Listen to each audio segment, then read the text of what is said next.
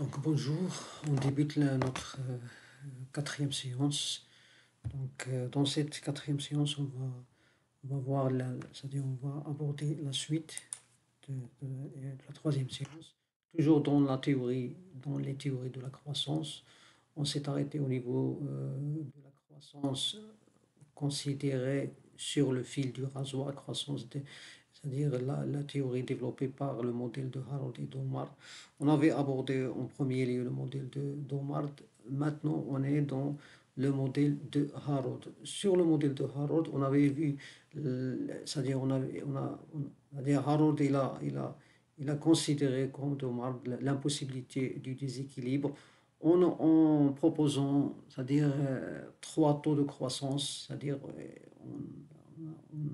en introduisant des outils d'analyse c'est-à-dire plus approfondis pour démontrer le problème de l'instabilité de la croissance.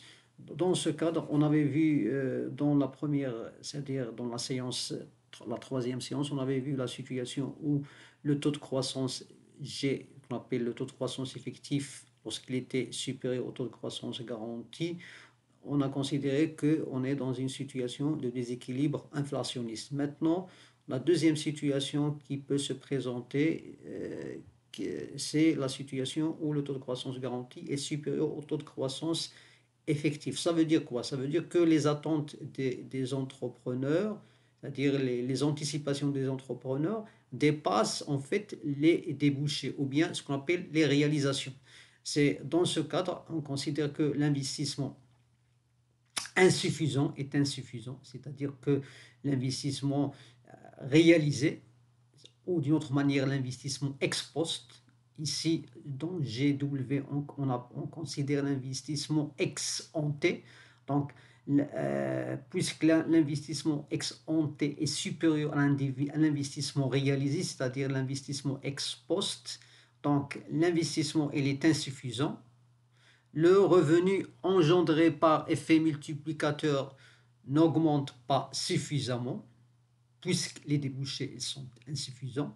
Et paradoxalement, on assiste à une surcapacité de production, donc avec insuffisance de la demande. Dans cette situation, on se trouve c'est-à-dire dans l'état de la déflation, dans une situation déflationniste, c'est-à-dire la demande ne suit pas la capacité d'offre.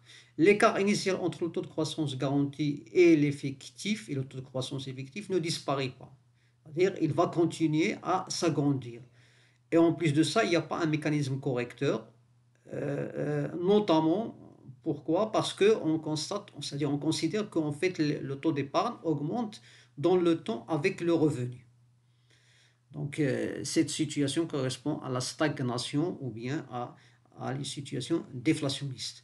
Le troisième taux qui a été introduit par Harold, c'est le taux de croissance naturelle. Ce taux de croissance naturelle, il se mesure sur le long terme. Donc dans ce cadre, on introduit ce qu'on appelle l'évolution démographique dans le long terme. Donc la question, c'est de savoir si les conditions de l'équilibre à court terme est compatible avec la croissance démographique qui détermine celle de l'offre. Donc, Harold suppose que la condition d'équilibre de court terme est réalisée, ce qui veut dire que le taux de croissance effectif est égal au taux de croissance garanti. Ça, c'est dans une situation de court terme. Le problème, donc, c'est de savoir si cette condition est compatible avec le plein emploi. De ce fait, on va se situer sur le long terme. Donc, on va considérer petit n, introduit par Harold, c'est le taux auquel l'économie doit croître pour éviter le chômage. Ce taux s'inscrit dans le long terme, comme on a dit. Donc, la condition d'équilibre de long terme suppose donc l'équilibre à court terme équivalent à l'équilibre à long terme, c'est-à-dire à petit n. Donc, pour qu'il y ait croissance équilibrée de plein emploi, il faut que la croissance effective soit égale à la croissance garantie ou bien la croissance souhaitée par les entrepreneurs. Et il faut aussi que cette croissance effective permet un plein emploi, c'est-à-dire l'emploi de toute la population. C'est-à-dire qu'il faut que G soit égal à petit n. Et donc la condition d'équilibre de plein emploi, c'est cette relation-là. Or, il n'existe aucune raison, donc Harold il va dire qu'en fait, il n'existe, c'est-à-dire il n'y a pas de raison que le coefficient technique, petit v, coefficient marginal de capital, soit égal à un coefficient de comportement, petit bêta. Et aussi, la croissance effective soit égale à la croissance naturelle. Donc, pour Harold, la règle, c'est le déséquilibre. Donc, il va présenter ici les différentes situations de déséquilibre. Donc, il va considérer la première situation lorsque G est supérieur à GW, c'est-à-dire ici l'investissement réalisé est supérieur aux anticipations des entrepreneurs. On est ici dans une situation de croissance ou bien de reprise économique. Cette situation caractérise la reprise économique. Les investissements sont stimulés par le jeu de l'accélérateur, donc ce qui entraîne sous l'effet du multiplicateur une nouvelle croissance de la demande, donc une croissance auto-entretenue. Deuxième situation qui peut se présenter, c'est lorsque c'est-à-dire les anticipations des entrepreneurs sont supérieures au débouché. Dans cette situation, on va assister à, comme on a dit, un déséquilibre déflationniste. Donc, ce déséquilibre déflationniste, il va s'agrandir avec le temps. Les débouchés, donc, ils sont moins importants que ceux qui sont nécessaires à la réalisation des projets des investisseurs, puisqu'on considère ici c'est-à-dire les anticipations des investisseurs, elles sont supérieures aux débouchés. Donc, de ce fait, on va assister à ce qu'on appelle à une diminution de la demande. L'écart initial entre G et GW va se creuser et la dépréciation, elle va s'aggraver.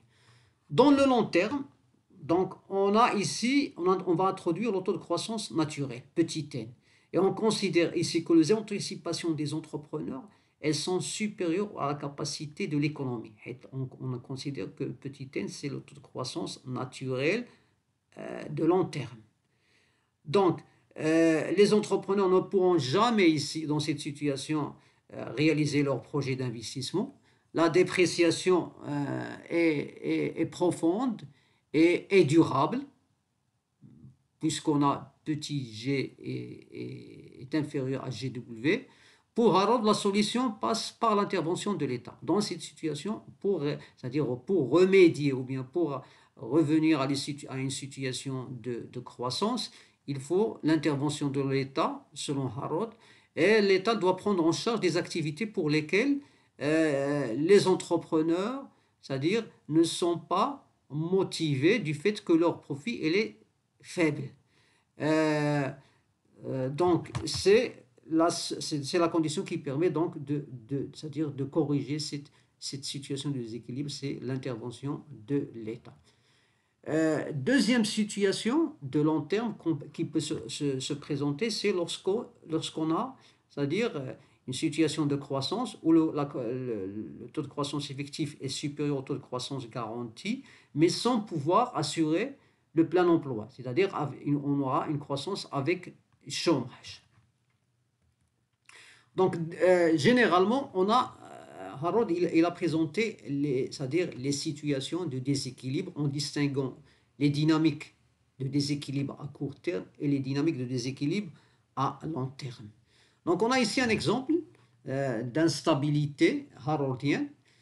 Si on considère qu'on a les données suivantes, c'est-à-dire le coefficient marginal du capital est égal à 2 et le taux d'épargne petit s est égal à 10%, ce qui veut dire que le taux de croissance, c'est-à-dire petit s sur le taux de croissance qui assure ce qu'on appelle l'équilibre, qui assure l'équilibre, c'est petit s sur petit v, elle va être égale à combien? À 5%. Donc, on considère ici le sentier de croissance équilibré est 5%. G est égal à 5%. Donc, ce qui veut dire quoi sa signification? Ça veut dire que sur ce sentier, c'est-à-dire sur ce chemin-là, sur ce sentier, l'investissement, la consommation, l'investissement net, la demande c'est-à-dire la consommation, la production, l'offre, et la variation du stock du capital croissent au taux de 5%. Donc ça, c'est la signification de ce qu'on considère comme un sentier de croissance, c'est-à-dire les agrégats macroéconomiques, ils croissent avec un taux de 5%. C'est-à-dire si la demande et la consommation et la variation du stock du capital, c'est-à-dire d'une autre manière l'investissement augmente à 5%, c'est-à-dire qu'on considère ici que l'économie est sur le sentier de croissance, ou bien qu'on a une croissance équilibrée. Donc, on considère ici, voilà l'exemple, si les entreprises fondent leurs décisions d'investissement sur une croissance anticipée, donc c'est-à-dire pour pouvoir assurer ce qu'on appelle une croissance équilibrée, il faut qu'on aura le taux de croissance garanti qui est équivalent au taux de croissance effective. On considère ici par exemple que les entreprises, leurs anticipations de croissance est de 5%, c'est-à-dire GW est égal à 5%.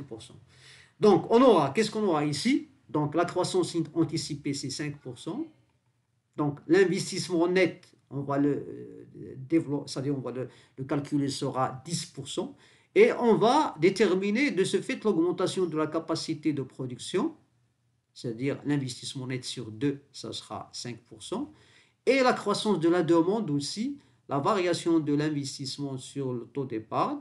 La variation de l'investissement, on va la déterminer sur la base du taux de croissance de l'investissement, c'est-à-dire delta I sur I est égal à 5%. Est égal à 5%, et on détermine, on calcule delta I. Delta I, ça sera, c'est-à-dire lorsqu'on extrapole, on va trouver delta I est égal à 0,5 sur 10. Et on va trouver que la variation de la quantité demandée est de 5%. Ce qui veut dire quoi? Ce qui veut dire qu'on a ici une égalité entre la variation de l'offre, entre la croissance de l'offre et la croissance de la demande, ce qui correspond donc à une situation d'équilibre. Ça, c'est une situation généralement qui est considérée comme exceptionnelle. Donc, la raison de l'instabilité, l'effet multiplicateur de l'investissement est disproportionné avec son effet sur la croissance de la capacité de l'offre, l'accélérateur. Donc, l'instabilité pour Harrod, c'est lorsqu'on a, c'est-à-dire la disproportionnalité entre l'effet multiplicateur et l'effet d'accélérateur. À condition, lorsqu'on a cette égalité, c'est à ce moment-là qu'on peut parler d'une croissance équilibrée, à l'exception. C'est-à-dire c'est une exception lorsqu'on aura le taux de croissance garanti égal au taux de croissance effectif qui est égal à 5%. Donc, par ailleurs, le paradoxe du modèle de Harrod et de Mad se caractérise lorsqu'on adopte une autre interprétation, qui est la relation positive entre le taux de croissance et le taux d'épargne. Le taux de croissance et le taux d'épargne. Donc, une relation implique que si on veut augmenter le taux de croissance, il faut augmenter l'épargne.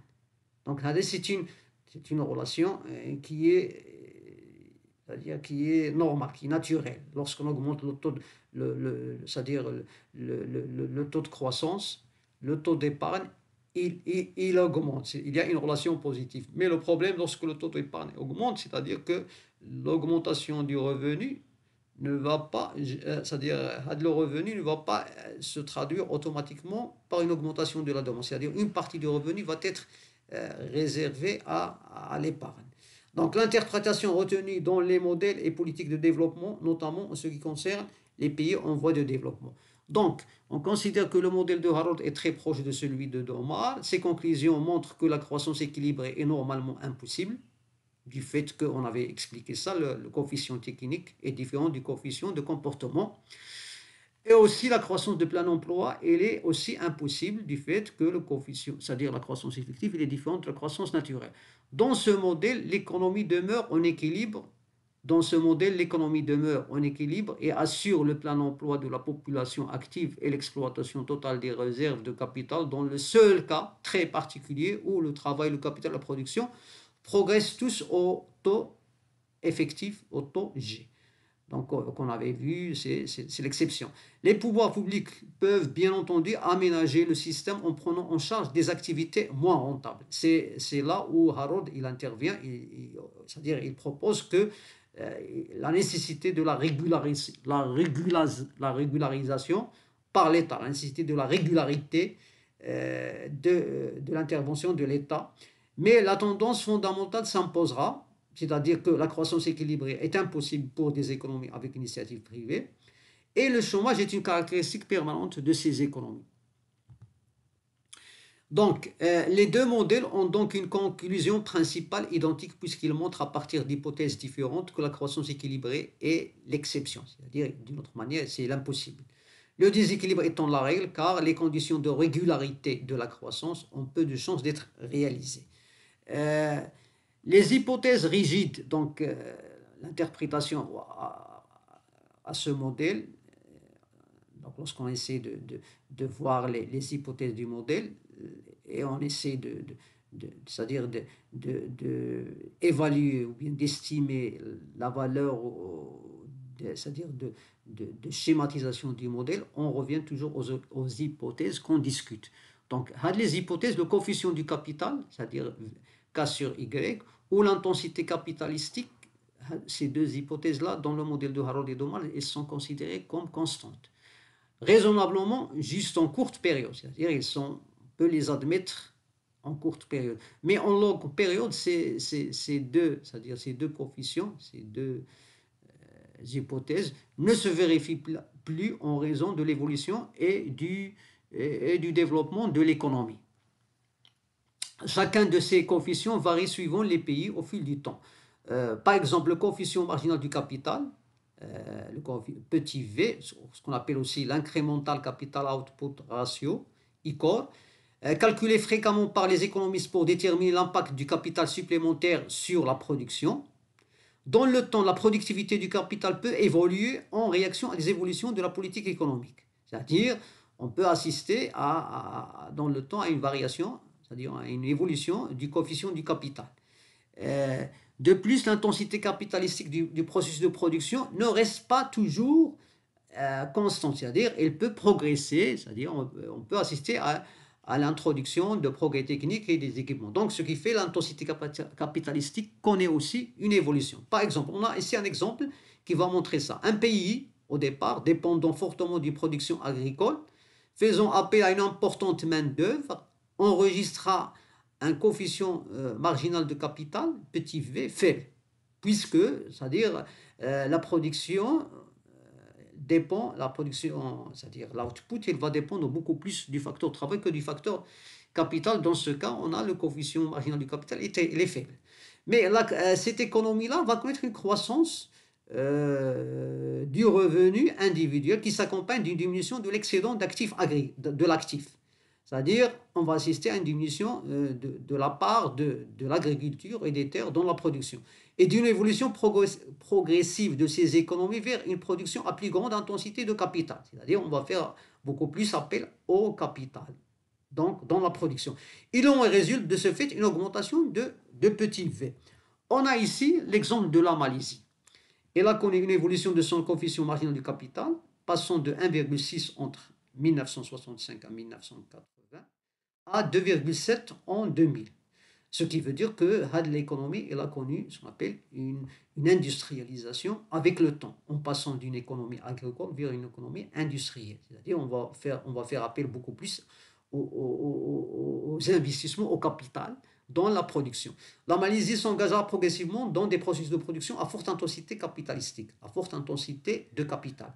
Dans cet exemple, on constate que la structure de l'économie et parallèlement l'ICOR avait notablement changé pendant la période. Du fait donc de la rigidité du modèle de Harold Domar, qui s'éloigne de la réalité, c'est-à-dire il ne va pas s'expliquer en fait la réalité, sur la longue période, compte tenu de l'évolution de l'ICOR et en même temps de l'intensité capitalistique. Donc, on va par la suite, les keynésiens redoutent donc un excès d'épargne et la stagnation du fait de la raréfaction des opportunités d'investir. C'est-à-dire que c'est-à-dire les keynésiens, ils ont prévu que en fait, avec le temps, l'économie peut être confrontée à une situation c'est-à-dire que les capitalistes ou bien les entrepreneurs ne vont plus investir, puisque dans la mesure où le profit ou bien le rendement du capital est insuffisant. Donc, on va assister à un excès d'épargne dans cette situation. Donc, ça, c'est-à-dire des inquiétudes qui ont été exprimées au départ par les keynésiens face à des situations de sous-emploi. Donc, le principe, la fonction de consommation ou la propension moyenne à consommer est décroissante avec le revenu. C'est-à-dire, ici, on va assister à ce que donc, le principe, la fonction de consommation ou propension moyenne à consommer est décroissante avec le revenu. C'est-à-dire, lorsque le revenu augmente, la propension à consommer, elle diminue. Il y a une relation négative. Et donc, la propension moyenne à épargner est croissante avec le revenu. C'est-à-dire, on assiste en parallèle à ce que la propension à épargner qui va augmenter avec le revenu. Donc, une augmentation de l'investissement augmente le revenu. Et de ce fait, la propension moyenne à épargner va augmenter en parallèle. Donc, la consommation, elle va s'accroître, mais moins que proportionnellement à la croissance du revenu. Du côté de l'offre, les capacités de production augmentent dans les mêmes proportions, c'est-à-dire dans les mêmes proportions que l'augmentation du revenu. Donc, avec un coefficient de capital, bien entendu, inchangé. Dans ce cas, d'où problème de débouché, c'est-à-dire on a ici la capacité d'offre, il va augmenter, c'est-à-dire proportionnellement à l'augmentation du revenu, mais c'est-à-dire la consommation, elle va augmenter moins proportionnellement que l'augmentation du revenu. Donc on va être confronté à un problème de débouché. Donc il croisse moins vite que la capacité de production, c'est-à-dire l'offre excède structurellement la demande. Donc, paradoxe de politique économique, donc le paradoxe de politique économique, c'est-à-dire la différence entre le court terme et le long terme. L'investissement permet de réduire le chômage, c'est-à-dire ce qu'on appelle le mécanisme de multiplicateur d'investissement, mais génère des troubles pour le futur, c'est-à-dire accroissement de la capacité de production. C'est-à-dire, dans le futur, on va assister à une augmentation de la capacité de production, et par conséquent, on va être confronté dans le futur à la baisse de la demande, c'est-à-dire à la baisse des débouchés. Mais dans le court terme, c'est-à-dire le problème qui était visé, c'était le chômage. On investit pour réduire, c'est-à-dire pour augmenter l'emploi, mais à long terme, on va être confronté au problème de débouchés. Donc, je vous remercie à ce niveau. On s'arrête là.